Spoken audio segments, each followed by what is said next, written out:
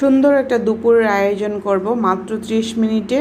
যারা নতুন রাঁধুনি আছেন তাদের জন্য আয়োজনগুলো অবশ্যই ভালো লাগবে, এবং কি যারা ব্যাচেলার আছেন অবশ্যই তাদের কাছে ইনশাআল্লাহ ভালো লাগবে। তো আমি রেসিপিগুলো শুরু করে দিচ্ছি। প্রথমেই হচ্ছে আমি এখানে পুঁই শাক রান্না করব, সেই জন্য তেল, পেঁয়াজ আর হচ্ছে কাঁচামরিচ হালকা তেলে একটু ভেজে নিয়েছি।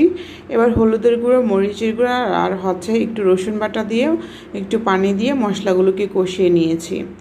ভালো করে মশলাগুলোকে কষিয়ে নিয়ে আমি আগে থেকে পুঁই শাকগুলো কেটে নিচ্ছি, নিয়ে সেগুলোকে দিয়ে দিচ্ছি। দিয়ে আমি মাছ দিয়ে রান্না করব আজকে পুঁই শাকগুলো। এগুলো হতে থাক, বাকি রান্নাগুলো আমি অন্য একটা চুলায় করে নিচ্ছি। তো আজকের এই রান্নাতে থাকছে আরও একটা রেসিপি, সেটা হচ্ছে মাছের ঝোড়া।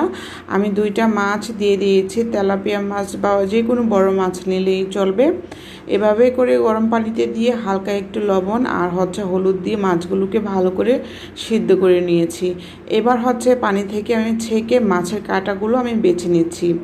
তো এই রান্নাটা করার জন্য চুলাতে আমি অল্প একটু তেল, পেঁয়াজ ভেজে নিয়েছি। নিয়ে তারপর হলুদ, মরিচ, জিরা বাটা, রসুন বাটা আর স্বাদ মতো লবণ দিয়ে ভালো করে আমি এগুলোকে কষিয়ে নিচ্ছি। একটু কষানো হলেই আমি বেছে রাখা মাছগুলোকে এই পর্যায়ে দিয়ে দিচ্ছি। মাছগুলোকে ভালো করে কাটা বেছে নেবেন। ছোট বাচ্চারা যদি বাসায় থাকে অবশ্যই সেটা তাদের জন্য উপকারে আসবে। এবার লেবু পাতা দিয়ে দিচ্ছি। এই মাছের ঝোড়াতে কিন্তু অবশ্যই লেবু পাতা দিতে হবে, না হলে খেতে ভালো লাগবে না। ভালো করে রান্না করে নিচ্ছি 2-3 মিনিটের মতো সময় নিয়ে। আমার মাছের ঝোড়াটা হয়ে গিয়েছে। ওইদিকে আমার পুঁই শাকটাও কিন্তু মোটামুটি হয়ে আসছে। আমি চুলা থেকে 2টাই নামিয়ে নিচ্ছি। এবার হচ্ছে আমি বেগুন রান্না করব আজকে। রুই মাছ দিয়ে বেগুন রান্না করব। আলু আর হচ্ছে বেগুন, সাথে কয়েকটা কাঁচামরিচ দিয়ে অল্প একটু তেল দিয়ে হলুদ দিয়ে ভালো করে সবগুলোকে ভেজে নিব। ভেজে নিয়ে তারপর হচ্ছে জিরা বাটা, হলুদের গুঁড়া, মরিচের গুঁড়া আর স্বাদ মতো লবণ দিয়ে দিচ্ছি। আজকে রান্নাগুলো আমি শর্টকাট করব, আপনাদের কাছে অবশ্যই আশা করছি ভালো লাগবে। ব্যস্ত দুপুরের জন্য শুক্রবারের আয়োজন ছিল আমার এটা। আশা করছি সবার কাছে আমার আজকের রেসিপিগুলো ভালো লাগবে। তো সবসময় এক ধরনের রান্না খেতে ভালো লাগে না, তাই ভাবলাম ঝটপট আপনাদের কাছে আমার এই মজার রান্নাটা শেয়ার করি। আশা করছি ভালো লাগবে। রুই মাছগুলো অফ ক্যামেরাতে ভেজে নিয়েছি, সবগুলো মাছ এবার দিয়ে দিচ্ছি আর স্বাদ মতো পানি দিয়ে দিচ্ছি।